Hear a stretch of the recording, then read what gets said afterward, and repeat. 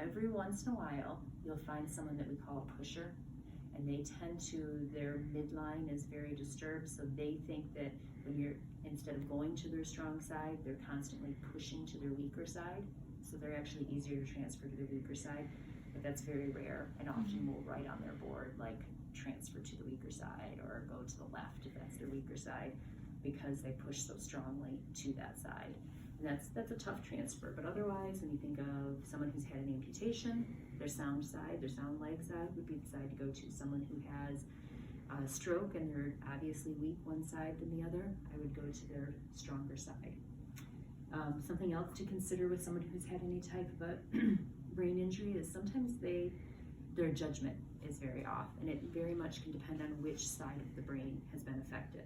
So if they're what we call a left hemiplegic and they've had a right brain injury, they very might think that they can do things better than they can. They may also have something we call neglect, where they almost forget about moving one side of their body. Or if you're trying to get them to move to the side that they're neglecting or not paying attention to, they have a hard time even viewing what's over there, so they don't feel like it's safe. So they're easier to move to their sound side, because not only can they use that side better, but they can attend to or pay attention to that side better. Oftentimes they'll talk to you, seem very reasonable. So for example, in the bathroom, you realize, oh shoot, I don't have any wipes, or I ran out of wipes. And they're like, oh, I'm okay, I won't get up. And you step out of the room to get some more wipes or to call for help. There's sometimes the person who will then still fall, because even though they just said to you very reasonably and they didn't try to get up per se, they bent down to start getting their pants up, because in their opinion, why not? You know, they're just trying to help. They're not realizing that their balance is so off and that that's not a good choice. And that's just part of that stroke or that head injury, that their judgment and decision making is not good. So they were not doing something that they told you they wouldn't. They really didn't see. They weren't getting up. They thought they were being safe, and they just leaned over to get a little extra toilet paper, or they reached down to start pulling their pants up and they had to fall. And we've had that exact scenario start happen here. Or even where you're just outside the door because they want a little privacy typing on the computer, and the next instant they've fallen off the toilet because they leaned just a little bit to try to get something or reach something and help. So, you know, I always tell patients, I'm not wanting to be in here any more than you want me in here, and I'll give you as much privacy as I can, but for your safety, we really have to be right in here with you. It's just it's not an uncommon thing, it's a very common thing after any type of head injury, including a stroke, that can happen. Same thing with amputees. They might not have any cognitive deficits, but there are still times where that, especially late at night or waking up first thing in the morning, where that phantom sensation is so strong that they go to get up and feel like both legs are there. So they go to stand and lose their balance and fall on that fresh surgery side because that leg's not there. When folks go home after an amputation, especially if they're going home without a prosthesis, which is pretty typical here, I usually tell them to park their wheelchair kind of blocking, so that if they go to roll and get up out of bed first thing in the morning, or if there's someone that goes to the bathroom in the middle of the night, that kind of blocks them and wakes them up a little bit to realize, oh yeah, I don't stand, I can't stand, I don't have two legs right now, because that sensation can be quite real for them. So what I'd like to do is kind of review the typical type of transfers that you'll see. We talked about basically a stand pivot versus a modified stand or a scoot. I would say that if I'm uncertain how someone's going to do, if they look unsteady, they're even in sitting, I would do what I would call a modified stand pivot. If you stand someone, there's a lot more to control than if they're able to scoot over. But if they have on the board, you know, they do a stand pivot, they're probably pretty steady. But you can even observe as you're walking in the room what kind of control they appear to have. If I were the patient and I was laying in bed and you came in and my light was on, I needed to go to the bathroom, I said, okay, you know, Sue, can you sit up? And they're already kind of like starting to get up, starting to roll. You kind of know, oh, okay, they've got some control over their body. But if they're like, oh, I really have to go to the bathroom, and they're just laying here, they're not making any effort to sit up, to move, that sort of thing, you kind of get the idea, okay, they're probably going to need more help, and they probably don't have as much trunk or body control. And that already kind of starts cluing you into how much assistance they might need. I always, as I come in the room, kind of look around, where's the wheelchair? I try to pull that over close before I even have them start to sit up. The belt on the end of the bed is genius, so hopefully the belt is tied to the end of the bed. If not, I'm grabbing the belt and bringing it close. Kind of looking at, is this one arm kind of hanging there, so that's probably their bad side if I don't know the patient, versus this arm that they're trying to get up or reaching for things, so I know where I'm going to position the chair, that sort of thing.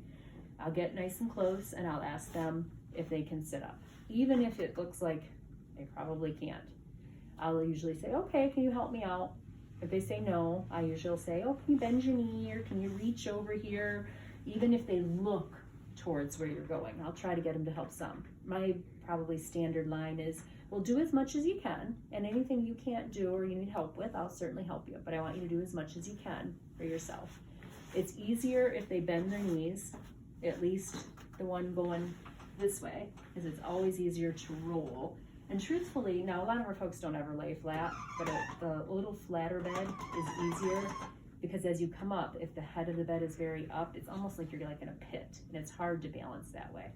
So I'll ask them to try to roll, and then if they can, you kick your legs off and try to help them push up. Now, I'm short, and if your bed is up high like this, I'm much less stable if my feet aren't touching. So I usually flatten the bed out and lower the bed. That might be, there we go. But you get to the point where, like, if you lower the bed as far as you need it for my feet to touch, it might be hard to move because it's so low. So you can also help them scoot forward, so you don't have to put the bed practically on the floor, but their feet are still touching.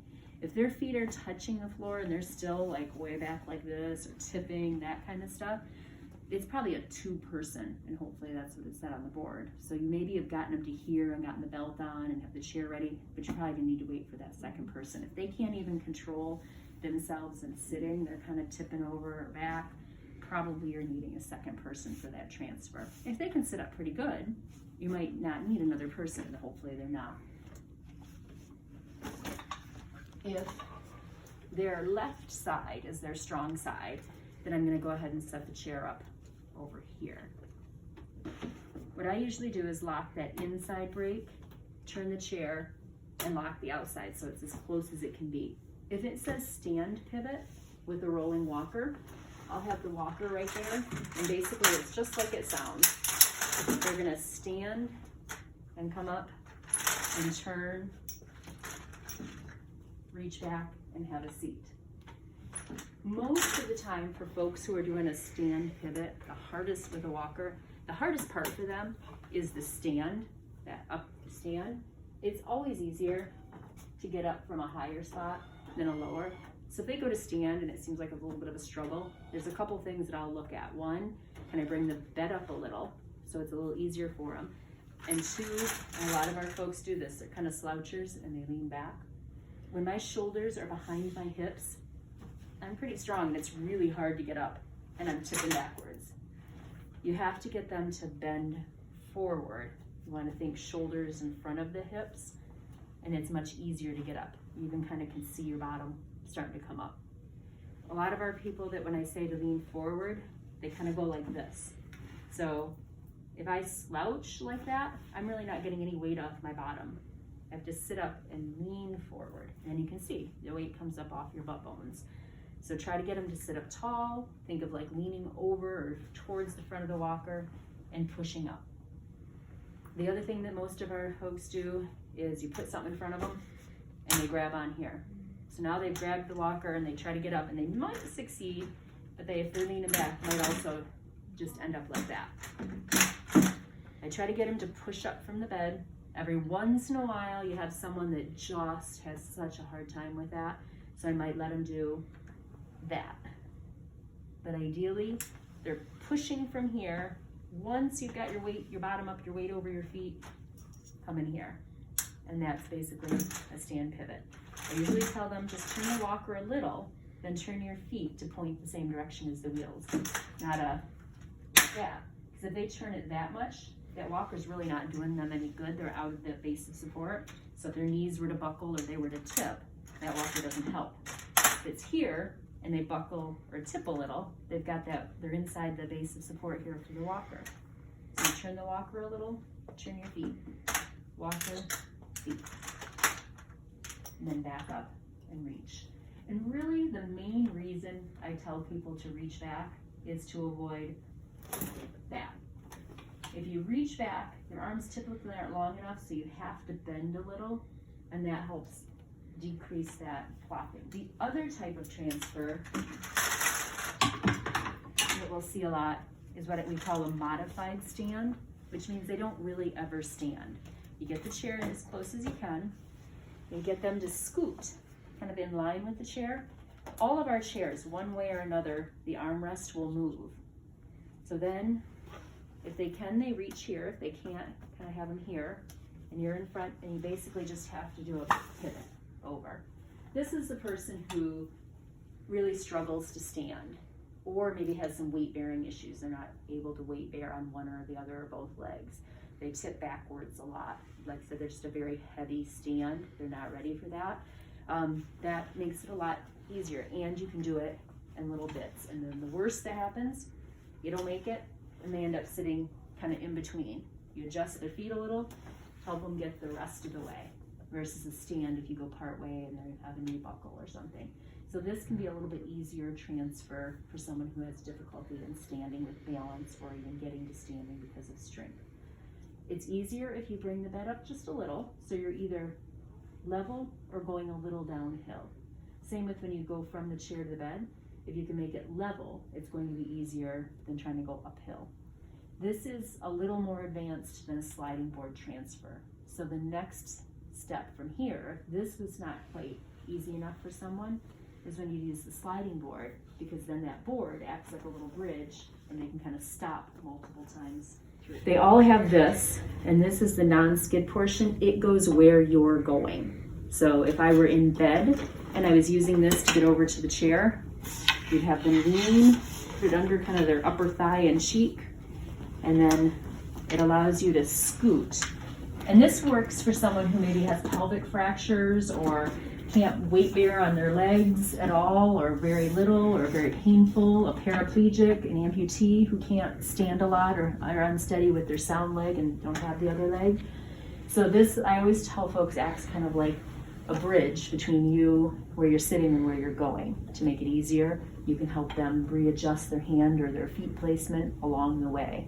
Maybe, like I said, it's too much to try to make it in one or two swoops without the board. Where we kind of run into issues sometimes is it's called a sliding board, but that's kind of a misnomer, because nobody, even if they have intact skin, should really be doing this kind of thing over it. One or two times with good circulation, probably not going to have any problems. But if they are really regularly using this and shearing across that, probably could cause some skin issues. Plus, oftentimes the folks who we're using this on, paraplegic, amputee, someone with multiple trauma and can't weight bear on their legs, may already have some skin issues or poor circulation or poor sensation. So they may already have injuries or wounds. You don't want to be sliding and exacerbating that. We will typically put it in the room if we think a patient should use a sliding board. Where we run into problems with that is a lot of times they come, like let's say they came today, they won't get evaluated by PT or no T until tomorrow, but you still might have to get them in and out of bed a couple of times between today and tomorrow. If you see they were already using a sliding board, or a couple of those scenarios that I talked about are there and the sliding board might be helpful, you can find them in both of the gyms. There's a closet and they have sliding boards. Like I said, this is a longer, they have ones that are more around this length too. And you certainly can get one out, or use the lift system if that works for you. And then if the next day when we evaluate them, we think the sliding board would be appropriate, we'll leave one either in the back of their chair or on the table in the room.